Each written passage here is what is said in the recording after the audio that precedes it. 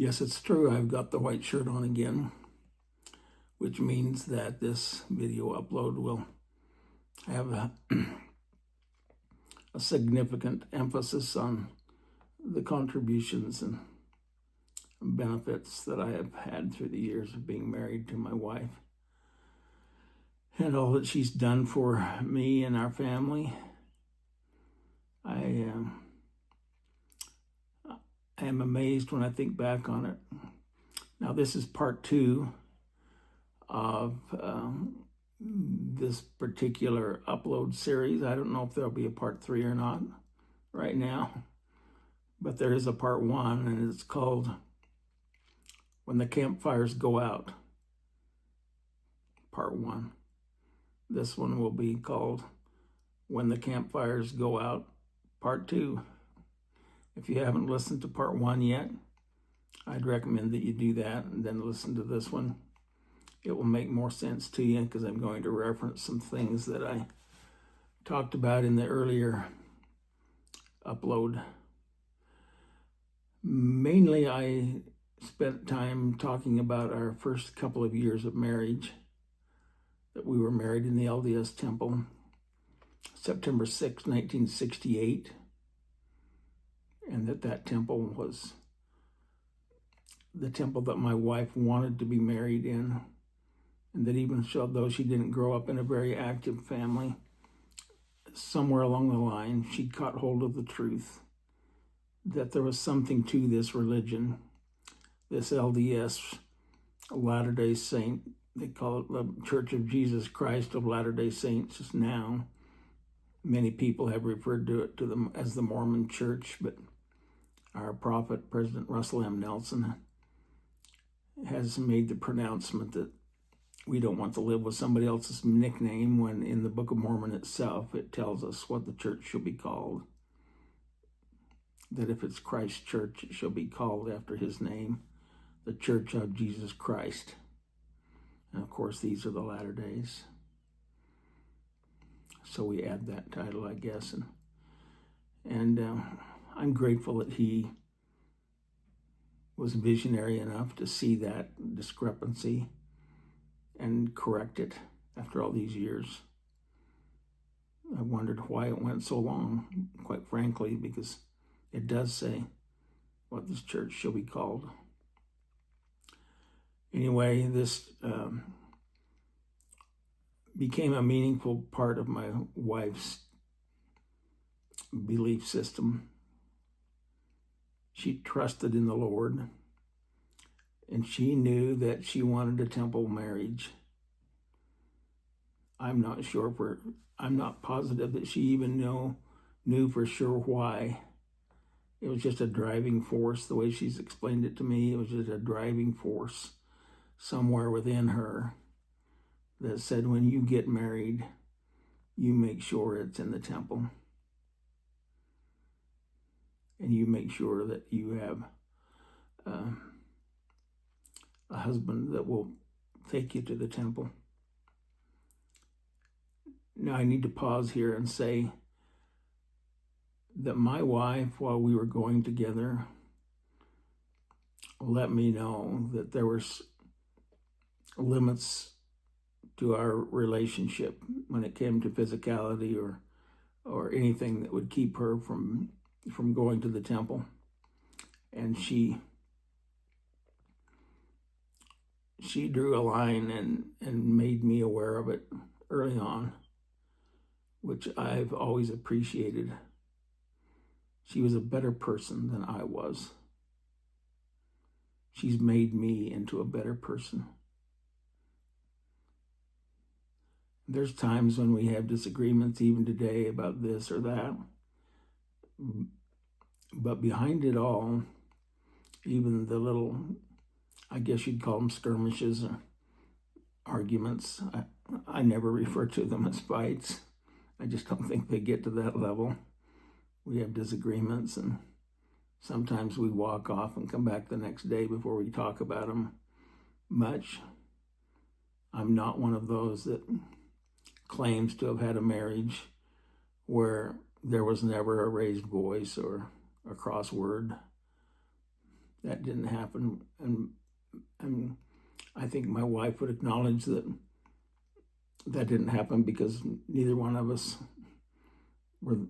wanted to make it happen that bad, and we let temptation enter in, and we succumbed to some hard feelings at various years through our marriage, especially in the early years. And I mentioned, I think in the last video, that one day when I was coming off of a hill hunting deer on Sunday, and it wasn't too many days after that I happened to ask her what she'd like me to do to improve, and she said she'd like me to be more righteous, more religious, I think is the way she said it. And I didn't respond back too much, but it weighed on me because there were some other things weighing on me too. I at the time I was hunting on Sunday, and my parents never hunted on Sunday. They taught us to do the very best we could to keep the Sabbath day from being just another day to go play or to do this or to do that. That it was a time to show reverence to the Lord and spiritual things. Then we still had chores to do and cows to milk and all those kinds of things, so life went on. But it was always emphasized in our home, and not so much in my wife's. However, they did listen to conference on conference weekends, and they helped get my wife to her meetings. Not so much that they took her every time, because they didn't, but she had friends that she went with. And somewhere along the line, those teachers and those people that she came to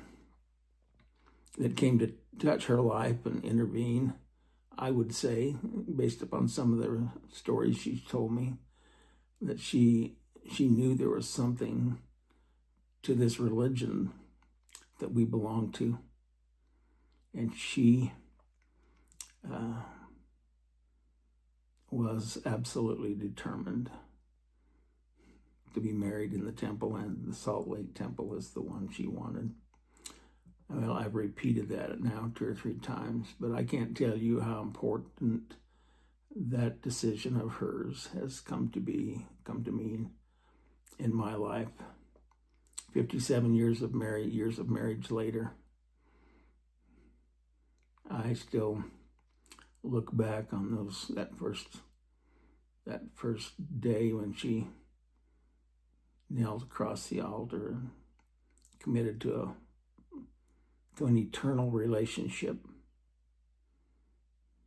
an eternal one. And she has told me since, she says, I've been upset, but I've never thought of divorce. I've heard her tell other people as well. And she said, and she's told me, she says, the reason I've never thought of it is because it's never entered my mind. I just knew that when I got married, my marriage was to last forever. And if we struggled a little bit here and there, then that didn't change the foreverness of our marriage. And you know what that means to me? You know what that meant to me? What that signaled to me was that she was not going to give up. Now, my wife is a little bit of a strong-willed person, and she speaks what's on her mind. She always has done. I don't suppose I'll ever change that, and maybe I should never want to, but sometimes it's got us into trouble. Sometimes it's got her into trouble, because if she thinks it, she seems to say it. Well, that was just something that she learned to say, that's part of me, but it does not affect the fact that, in her case, her statement, that I want a husband who is religious and that I want to be married in the temple. And there's no consideration of anything other than that. Well, she got what she wanted. In most of those cases, she didn't get a perfect husband by any means, and I don't think she'd claim to be a perfect wife. I know she wouldn't. Quite often she tells me about how if we tried a little harder, or went to the temple a little more, did a little more praying together, turned towards service of other people and more spiritual things, studying the scriptures, how those things would help us. And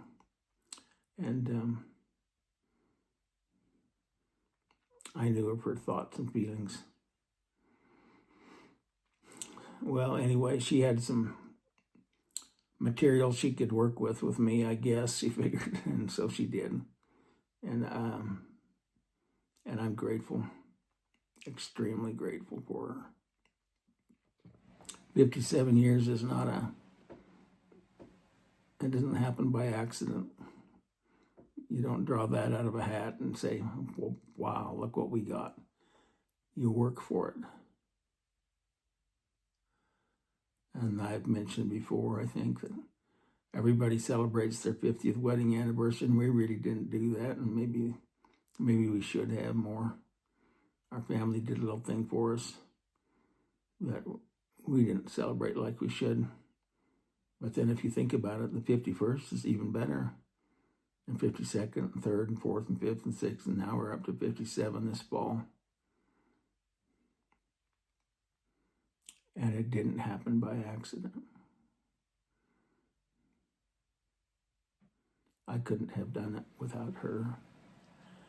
And so I'm going to go on with those last, I mentioned the first couple of years of our married life together. It's kind of what was in the last video uploads. I talked about me working in Salt Lake, and one thing I left out was when I first went down there,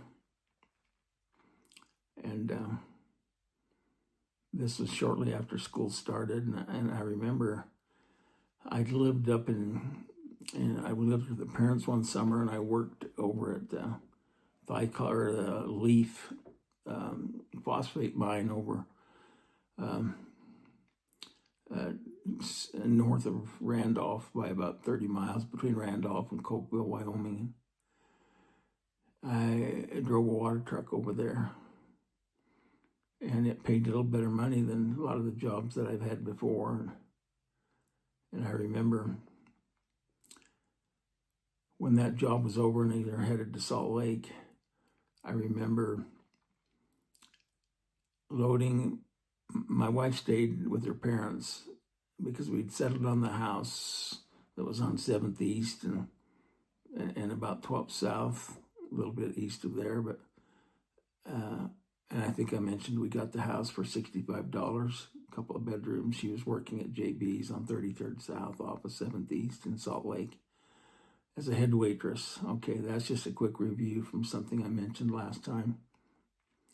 One of the things that I thought of afterwards was when I first went down there, like I said, we were short on money, and I went down to get registered for school, and I stayed in the house for the first night. I was tired and got there late. I just left the car parked out on the curb. Took some of the things that I could pack in our little car, a little Plymouth Valiant, into the house, and then just bedded down for the night. Well, when I got up the next morning, I guess this was my introduction to city life, because the windows in my car had been smashed out, and I had a roll of clothing that was hanging from a wire or a string, a rope in the back seat across the back, and my clothes were hanging on there, and they had taken all of my clothes, every bit of clothing that I had, except for my underwear and socks and things like that. But they just took it all and left me with a car with broken windows. And I just couldn't believe it. I wasn't used to that. Up in the country, we could leave our cars unlocked even, and nobody would bother them, and at least I'd locked it up. And I had no clue that people drove the streets looking for things like that, and as soon as they saw them, they'd go to work and break your windows out and take everything you had. I'd had an experience earlier like that at BYU even, a church school, if you can think of it. I was in a PE locker, and I came back from my physical education class that I had to take. When I went to get my locker, I could see it had been pried open. It's like somebody stuck a crowbar in there and just pried the locker open because I had it locked. And then they'd pried it open, broke the lock, and gone through my belongings. And luckily, I didn't have my wallet there. It was in a bag, I think, that they didn't get away with. But I just felt violated. And I felt violated on that first introductory visit to Salt Lake. Well, that's not about my wife. But those are some of the conditions that we had. I remember I mentioned driving the bakery truck, the bigger bakery truck. And I did that for part of one summer there. And I can remember getting broke into the traffic. And I can remember, I think it was on 13th East, and I forget how far south in Salt Lake, but it was around 12th South as well, or thereabouts. And I came upon a situation where a semi-truck had turned a corner and tipped over. And it tipped over on a very small compact car. I think it was like a Volkswagen, little Volkswagen. They used to call them Volkswagen Beetles. And it had just smashed that car to where it was within just a few feet tall. And there was blood running out from under the wreckage. And I had to drive around that, and it just sickened my stomach realizing what had taken place there, that people had lost their lives. And I don't know, I'm just a country boy, and my wife was a country girl. And like I said, it was in that same year there in Salt Lake that she'd come home with her pockets full of change at night for tips, and we'd count them out. And I mentioned my little girl being in the typewriter ribbon once when I came home early in the morning, and my wife was trying to sleep from her night shift, and our little girl was in the typewriter ribbon in black, and something happened to me, and I just said, I got to do something different. I've got to set this family in order better. I've got to make things more doable, because we were just being stretched. And I can remember talking to my wife, Lorraine, and I can remember her sitting down with me on an old couch that we got out of a storage shed that her brother had donated to us. And it was on a Sunday afternoon. I'll never forget the talk, because we just opened up to each other and we said, what do we want our lives to be? Where do we want to raise our family? How do we want to raise them? What's it going to take to do that? We want them to be good people. That's why we're married, is to have these children. At the time, we only had one, but we were all hopeful for more. And of course, we eventually got 6. But that discussion with her was always a very memorable discussion for me, because she contributed in ways that changed my whole career path. At the time, I was trying to get into, I thought I'd be a doctor. I had lofty dreams. I was going to make a lot of money and make my parents proud and whatever. I can remember my dad thinking, boy, if he could get one of his sons to be a doctor and the other one to be a pharmacist, they could set up next to next in some little town up there where he lived. He could be proud of us. Well, it never happened because I couldn't pass a math class, and I knew I couldn't. I was just too far behind all the other kids. And maybe I shouldn't have given up so easily, but I'm not so sure it wasn't guided. I'm not so sure it wasn't an obstacle that was meant to be, I guess is how I'd say it. Because it was just after that I dropped that class that we had this talk that I'm telling you about on this Sunday afternoon, and trying to decide what did I want to do then, and where did we want to live. And we started with I remember we started with the question, where did we want to live? Where did we want to raise our family? And we were both from country, real small. I was from a really rural area. She was from a little town that only had a couple of hundred people in it. And so it wasn't too hard for us to figure out that we wanted to raise our family in a rural setting where life was a little simpler and there wasn't sirens going off and robberies taking place and just a lot of turmoil. We wanted peace.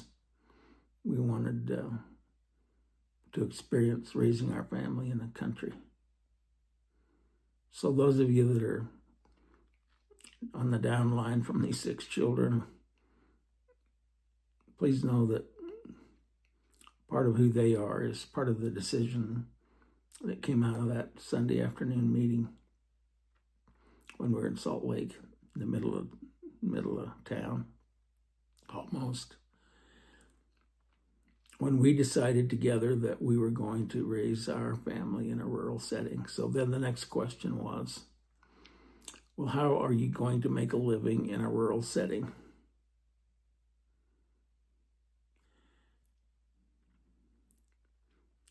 And we came up with the answer.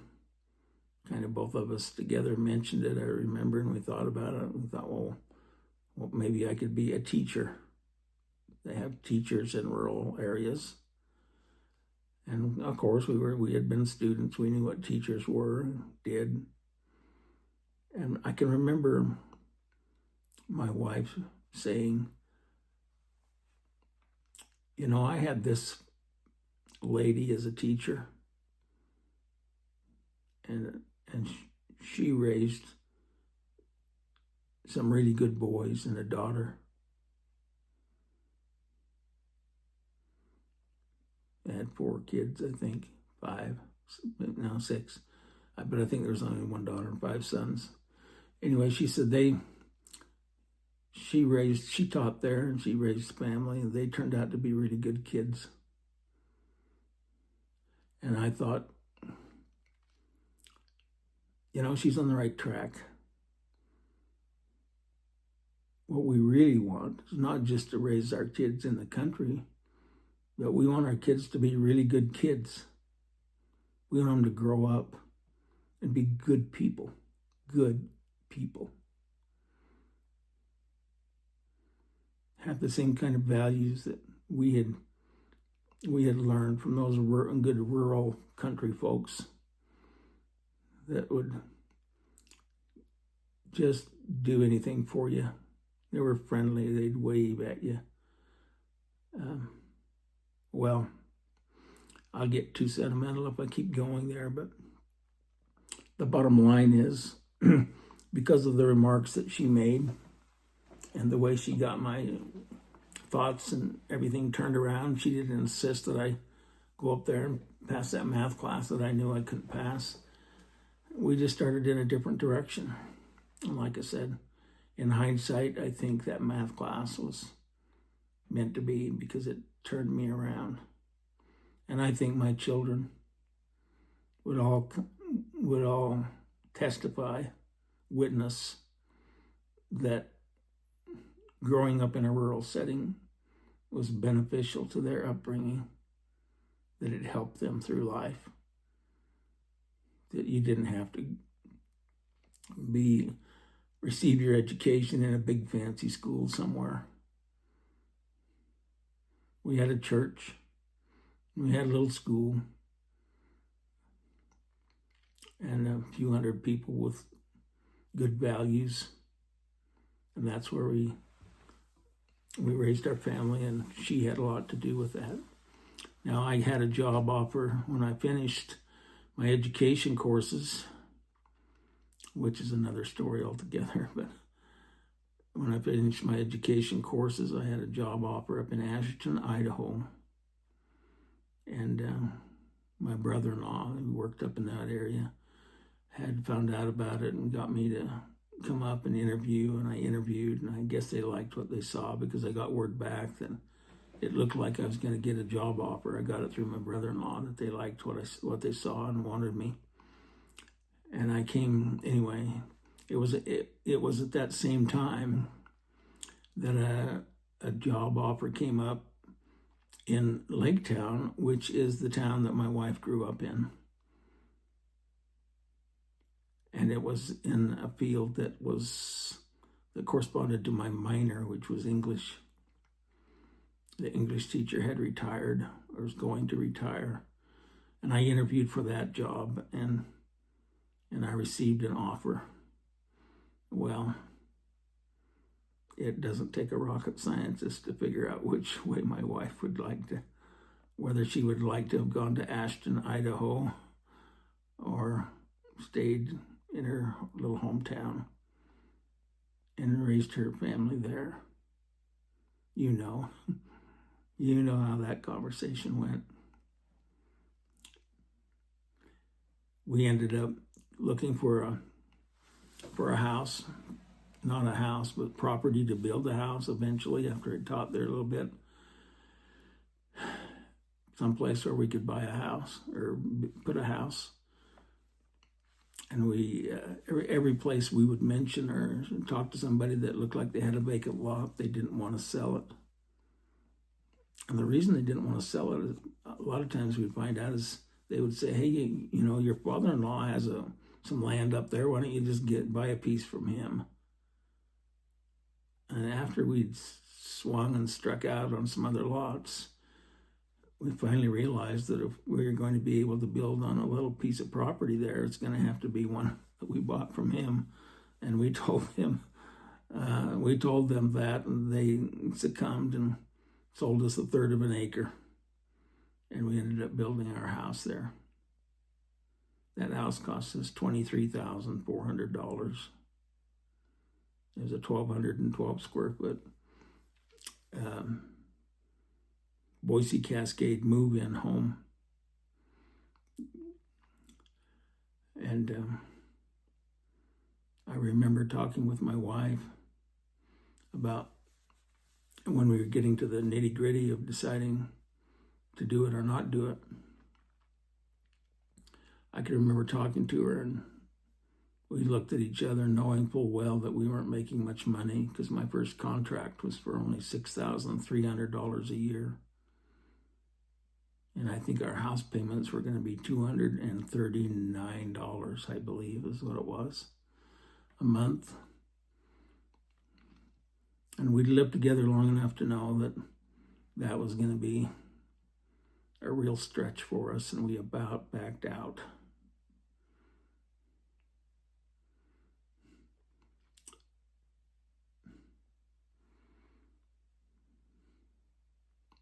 She didn't like debt. I didn't like debt. But we felt like we needed a house to raise a family in, rather than rent like we were presently doing. We found a house up there to rent. But long story short, we ended up buying this house and having a foundation poured for it. I remember the foundation cost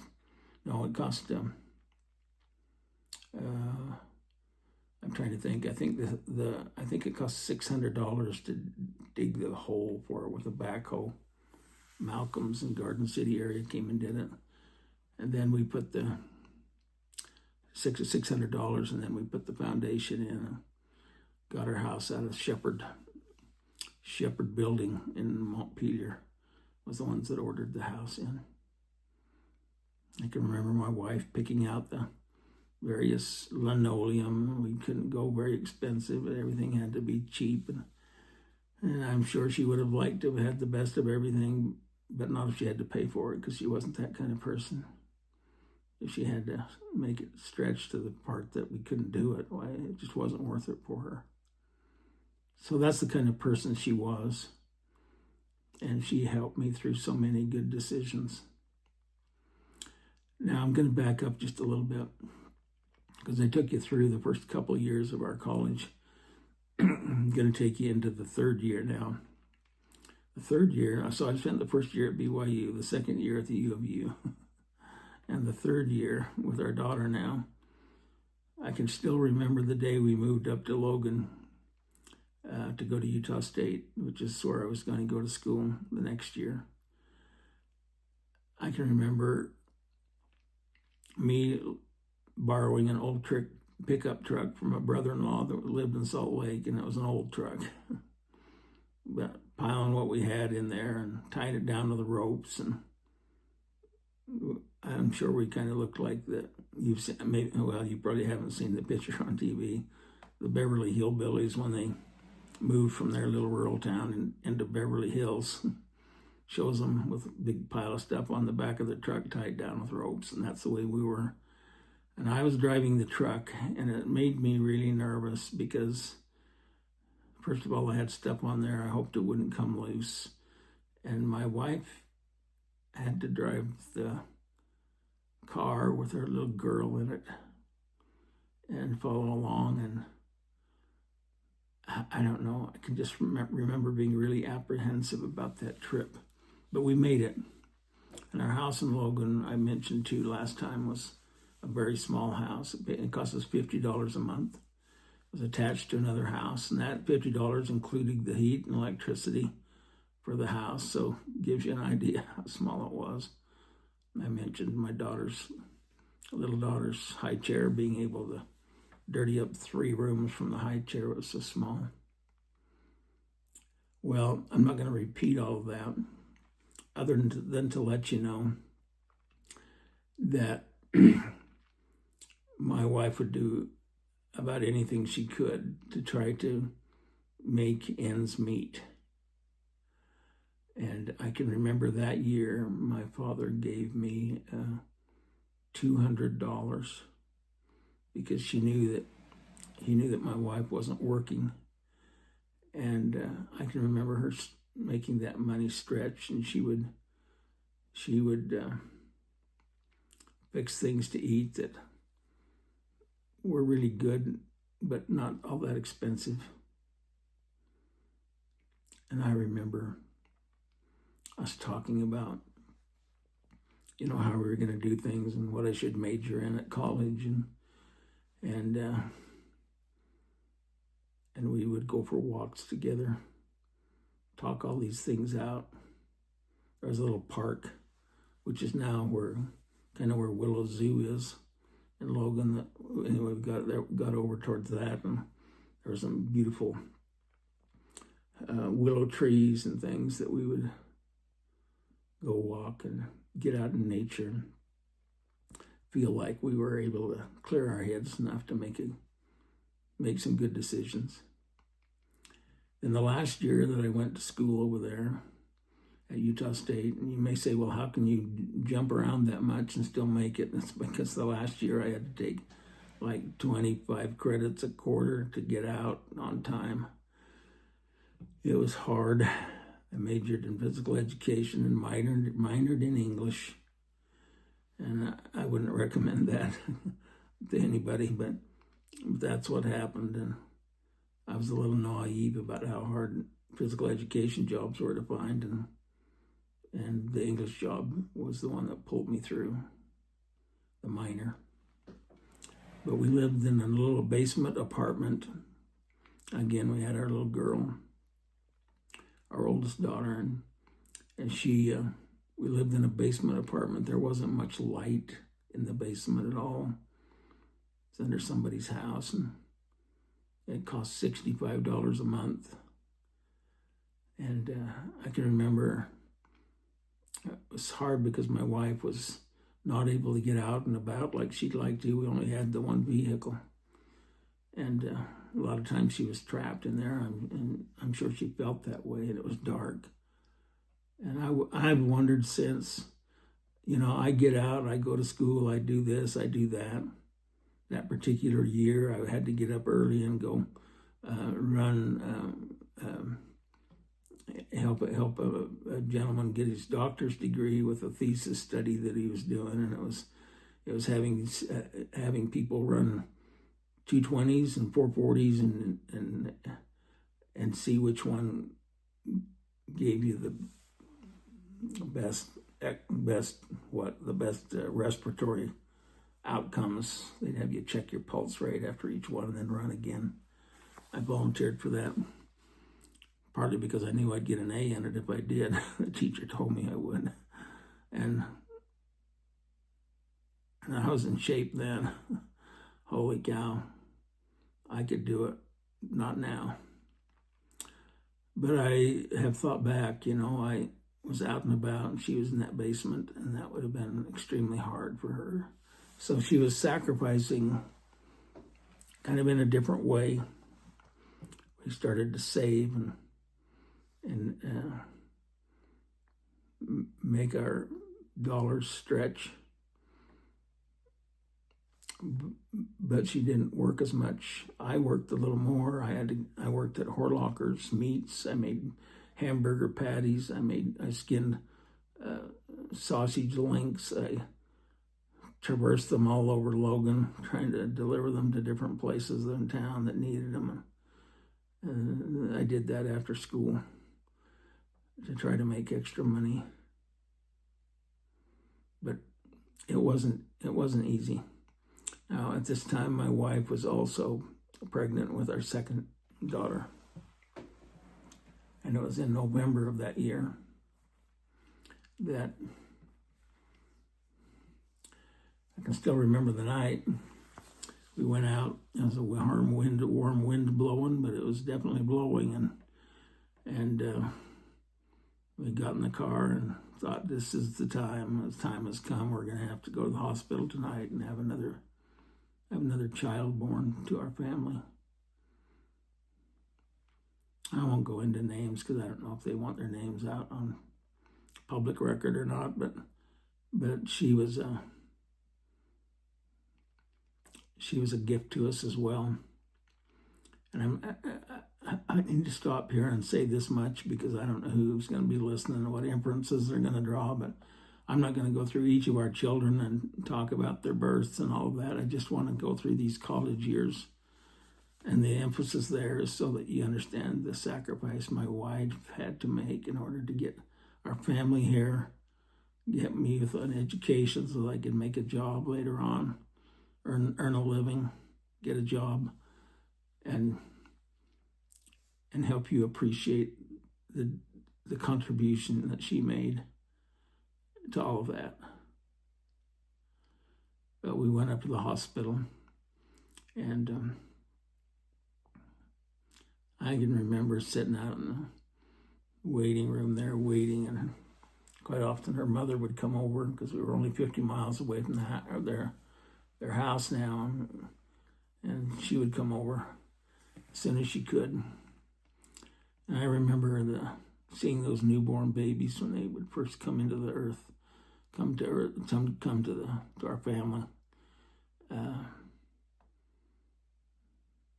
How they looked with their little squinged heads and sometimes little marks on their face where different things had taken place during childbirth that kind of put marks on them. I don't know. I didn't watch any of them other than our last one, but I remember thinking at each one, holy cow, this woman that I married has gone through all of this pain and suffering, and we bring a little baby into the world, and she's responsible for it. Keeping it fed and happy, and diapers changed, crying subsided, and shots given, and all those kinds of things. And I couldn't help but think, even from the hospital, it's where I started with these thoughts when I'd look through the window and see this baby that was now mine, now ours. I would think, you better grow up, boy. You better grow up. You've got a job to do.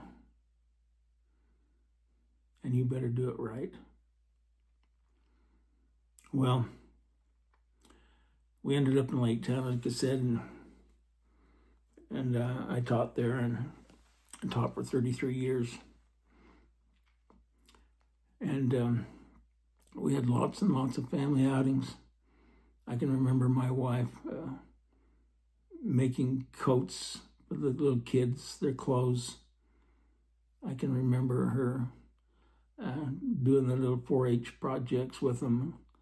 And later on in life, she did history fairs with some of them, and then would travel clear back to Washington, D.C., and she'd do everything she could to try to help them. We sent, our second daughter went to Russia with some embassy group that she had an opportunity, and my wife was involved in fundraising and trying to find finances to help pull that off, which we did. I don't know how, don't know. Now, if my grandchildren do that, I get scared. But we did it. And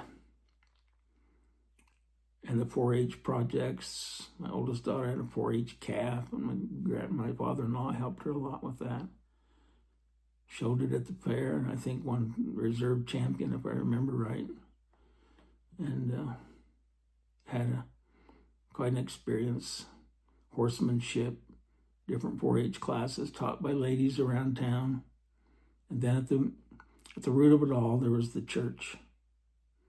The church that sat in the middle of town, was made clear back in the early 1900s. Her grandfather went there, her grandmother, and their mothers and fathers. And I've already told you about the board that was found from one of her grandfathers. And they redid the chapel area, and they found the original ceiling boards up in the attic. One of them said, "We labor hard these boards to lay, that our children's children might know the better way." Those ancestors made sacrifices all down through the ages. And we started to sense that when we were raising our family. We knew what some of those sacrifices were. We named, some of our children have middle names after the first lady that was buried in Lake Town, who was one of my wife's relatives. Her name was Ann Smith Bailey. And the records show that she was the first woman, if not the first person, to be buried in the Lake Town Cemetery.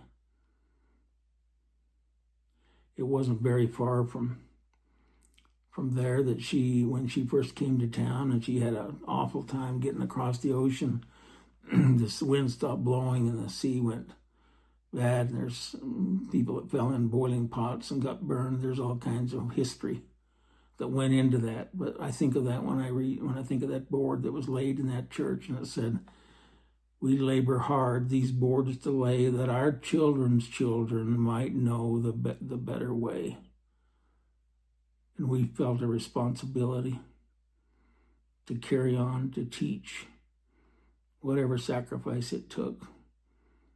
It couldn't have been possibly as hard as the sacrifices that our ancestors took. And this same Ann Smith Bailey, when she first got to Lake Town, she was a frail woman and single. She'd lost her husband.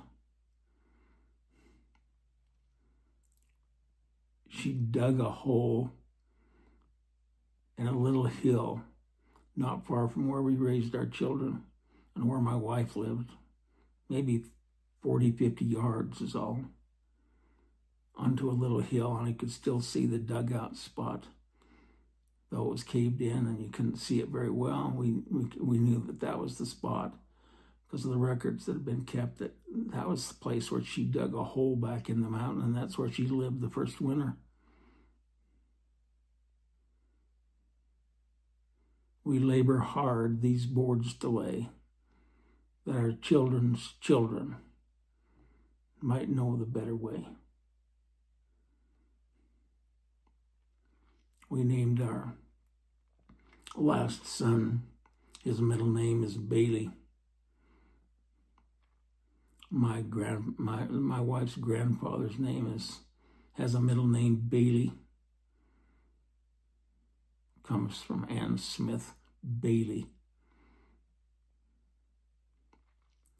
who has a remarkable story that I can't read here right now about sacrifice that she made and loss of husband and the journey across the plains and into the valley, Salt Lake Valley, and then up to Bear Lake. To settle in Lake Town and dig a hole in the side of a hill and live there by herself the first winter. Now, I'm sure there are people looking in on her, but she was a determined woman. My wife was a determined woman as well. And I admire some of those same qualities in her when it comes to, I want my family to know the better way. And so we raise them in a small town where they can feel goodness around them and experience the church activities and hear the sermons from the pulpit and take the sacrament from the tray. I'll never forget that, speaking of my wife, I was in the bishopric in the early 1980s, and I remember sitting up on the stand, because that's where the bishopric sat, and looking down about third or fourth row back, and there was my wife with 3 children. And they weren't sacrament meeting children, if you know what I mean. They were just hard to handle. They would